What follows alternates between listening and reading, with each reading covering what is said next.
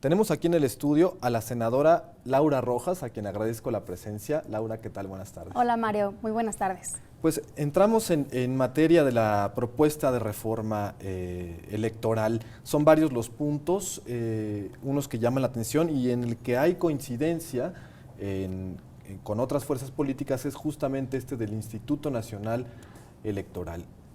En este tema hay coincidencia con el PRD y con qué otras fuerzas. ¿El PRI también está de acuerdo con esto ya? Bueno, no lo han expresado abiertamente. Sin embargo, Mario, yo quisiera hablar de la reforma en un contexto mucho más amplio, mucho más integral.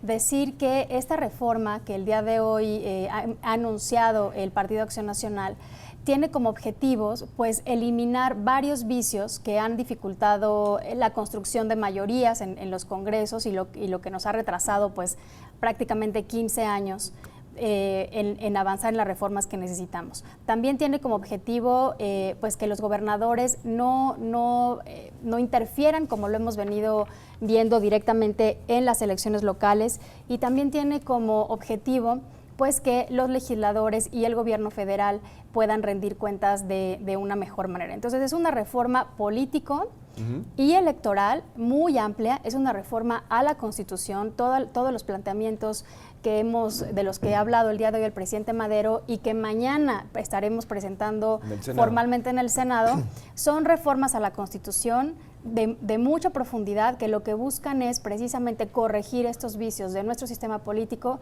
para poder tener elecciones más limpias, más transparentes, que generen legitimidad, o sea, gobiernos legítimos y con confianza, con rendición de cuentas y con la posibilidad de construir mayorías en el Congreso que nos permitan seguir avanzando. Plantean, por ejemplo, la creación de un Tribunal de Justicia Electoral que vendría a sustituir a lo que es hoy el Tribunal Electoral del Poder Judicial de la Federación y a los tribunales estatales.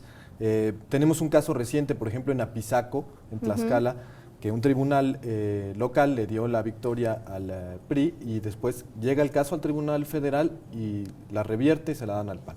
Este tipo de situaciones acabarían con una creación de un tribunal único, digámoslo así.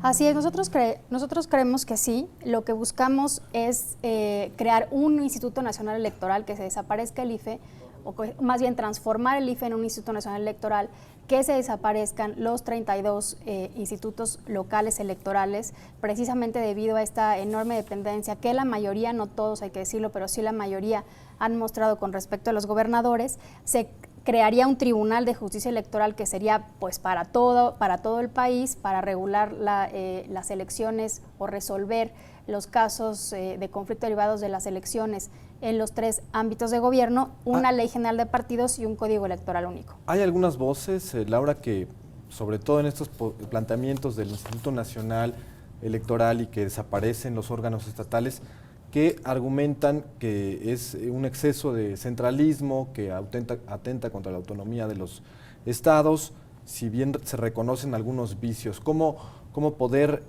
crear estas instancias sin que se caiga en este exceso de federalismo o de centralismo? Mira, ya hay que reconocer que ya de por sí el IFE concentra varias tareas que, como por ejemplo la emisión del listado nominal y del padrón de electores, y varias tareas que tienen que ver con la organización de las elecciones, incluso a nivel local, se regulan desde el centro. Entonces, la verdad es que nosotros creemos que este diseño le va a dar mucha mayor certeza a los procesos electorales y que va a ayudar, Mario, si me permites, y sí quiero hacer mucho énfasis en esto, a tener gobiernos legítimos, gobiernos sobre los cuales no caiga la duda, y sobre todo para construir las mayorías que se necesitan en el Congreso. Y si quieres te comento eso, porque me parece que lo electoral sí es muy importante, pero es mucho más importante, mucho más de fondo las propuestas que estamos haciendo de cambio al régimen político. Ahora que lo tocas esto de los gobiernos legítimos, hay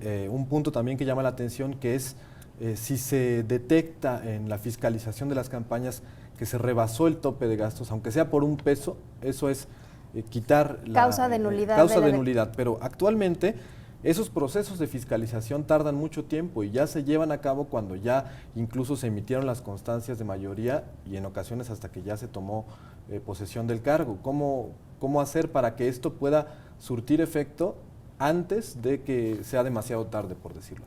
Bueno, por supuesto que el nuevo Instituto Nacional Electoral, en caso de aprobarse, tendrá que revisar todos esos mecanismos para que en efecto, o sea, si estamos poniendo que el rebase del tope de campaña va a ser causa de nulidad de elección, por supuesto que la fiscalización tendrá que ser, como tú bien comentas, mucho más rápido, pues porque tiene que resolverse antes de que se le entregue la constancia de mayoría al candidato. Pero déjame insistir en los cambios, o déjame más bien platicarte de los cambios al régimen al régimen político que estamos proponiendo, que es muy importante, la segunda vuelta, ¿no?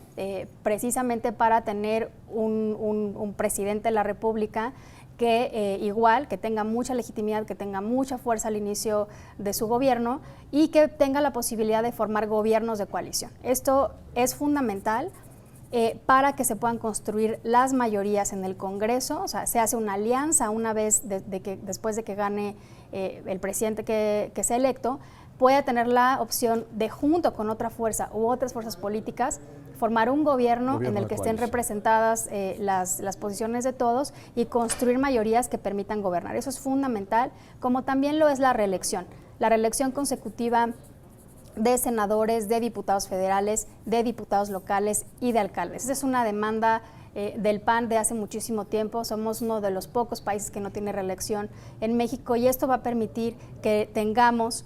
Incluso va para senadores esta propuesta. Sí, senadores, legisladores federales, locales y alcaldes. Entonces, lo que vamos a generar son legisladores mucho más comprometidos con su electorado y que sean los ciudadanos los que puedan evaluar y a partir de esa evaluación premiar o castigar con su voto en la siguiente elección a su legislador. Eso es fundamental.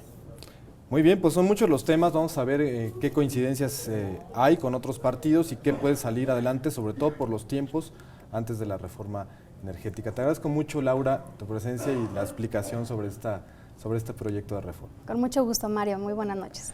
Gracias. Y bueno, esto ha sido todo por hoy en Nacional. Yo lo espero en la próxima emisión aquí en Excelsior Televisión. Soy Mario Carbonell y recuerde, siga siempre informado. Hasta pronto.